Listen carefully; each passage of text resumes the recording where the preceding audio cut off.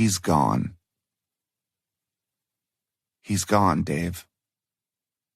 My knees gave out, and I dropped the phone as I fell to my bedroom floor, covering my face with my hands as I began to cry.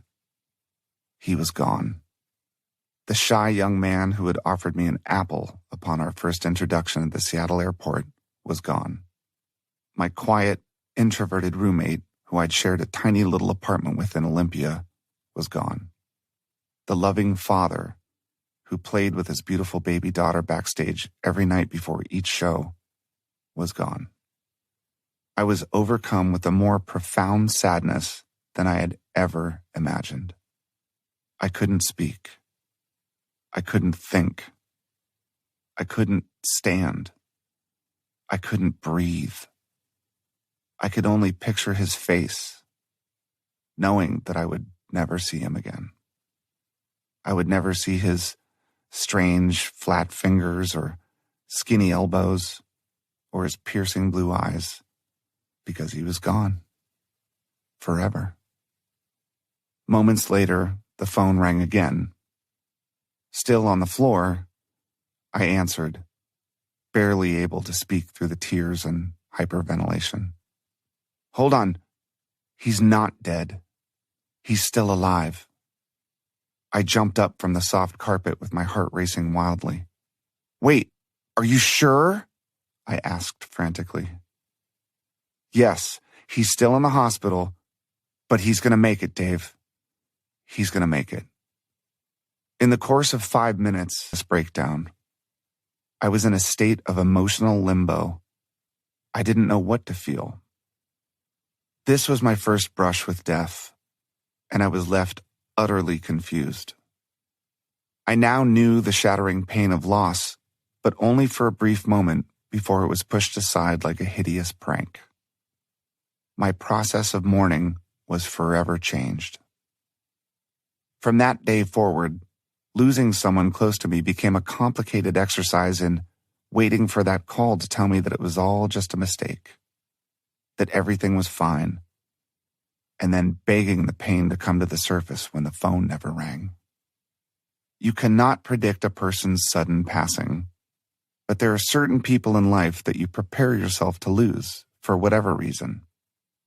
You foolishly try to protect yourself by building a wall around your heart as a sort of preemptive defense mechanism so that when you get that call, you're prepared somehow.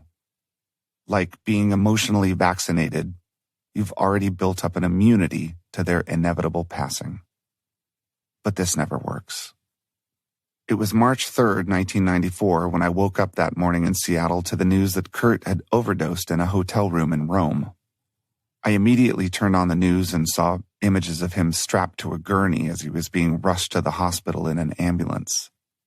So I frantically began calling everyone on our team to see what was going on, praying that it was just another accidental overdose, something that had happened before.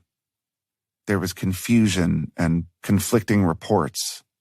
Some were painfully dire, some were encouraging. But no matter how much I wanted to be there, I was 5,000 miles away feeling totally helpless. After all, I had just seen Kurt 2 nights before in Munich, playing what would tragically become the last Nirvana show. From that day forward, I built my walls higher. And 36 days later, they closed in. News of Kurt's death came early in the morning on April 8th. Though, this time, it was real. He was gone. There was no second phone call to right the wrong, to turn the tragedy around. It was final. I hung up the phone and waited for that same shattering pain to bring me to my knees again. But it didn't come. It was stuck somewhere deep within me, blocked by the trauma from a month before when I'd been left in a state of conflicted emotional confusion. I don't remember much of that day other than turning on the news and hearing his name over and over again. Kurt Cobain. Kurt Cobain. Kurt Cobain. Each time his name was said, it slowly chipped away at the armor that I had designed to guard my heart. Kurt Cobain. Kurt Cobain. Kurt Cobain. I waited for the armor to be pierced, sending me to the floor one more time, but I wouldn't let it. I fought back, too afraid to feel that pain again. Kurt was more than just a name to me. He was a friend. He was a father. He was a son. He was an artist. He was a human being. And over time, he became the center of our universe, the point that our entire world orbited. But he was still just a young man with so much to look forward to. We had so much to look forward to.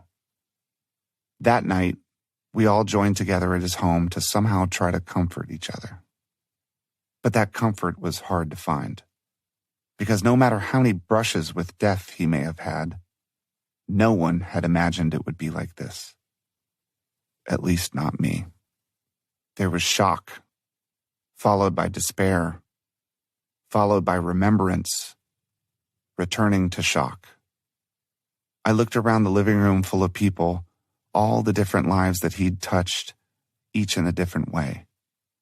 Family members, lifelong friends, and more recent acquaintances, all mourning in their own ways.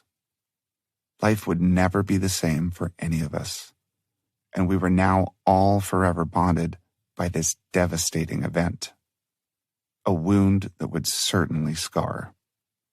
For years, I couldn't drive within a mile of that house on Lake Washington without being shaken by crippling anxiety, remembering the sound of those cries.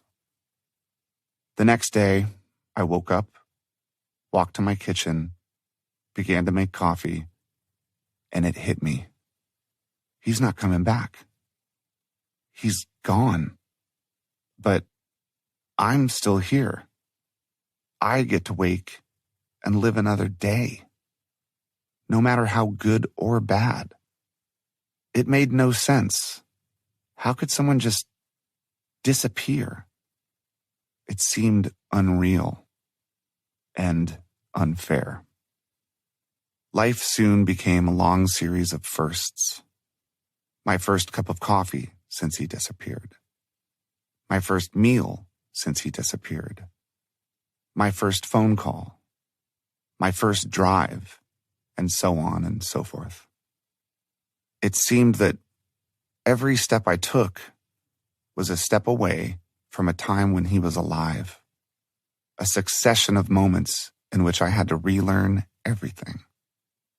I had to learn to live again.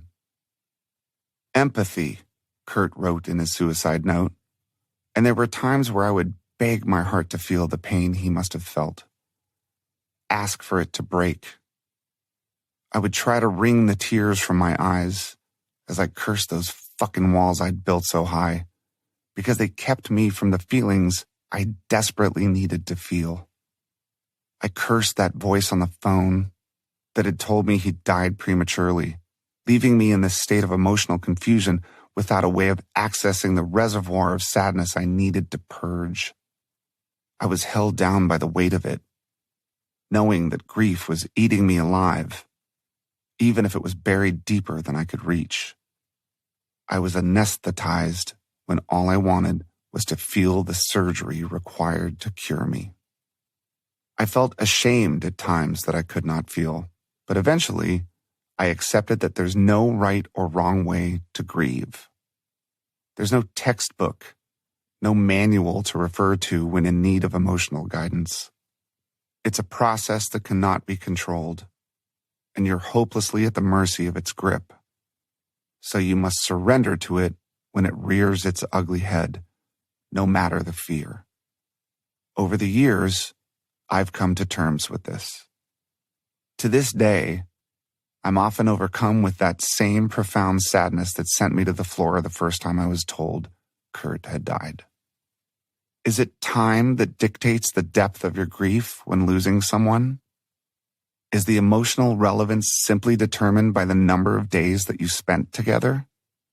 Those 3.5 years that I knew Kurt, a relatively small window of time in the chronology of my life, shaped and in some ways still define who I am today.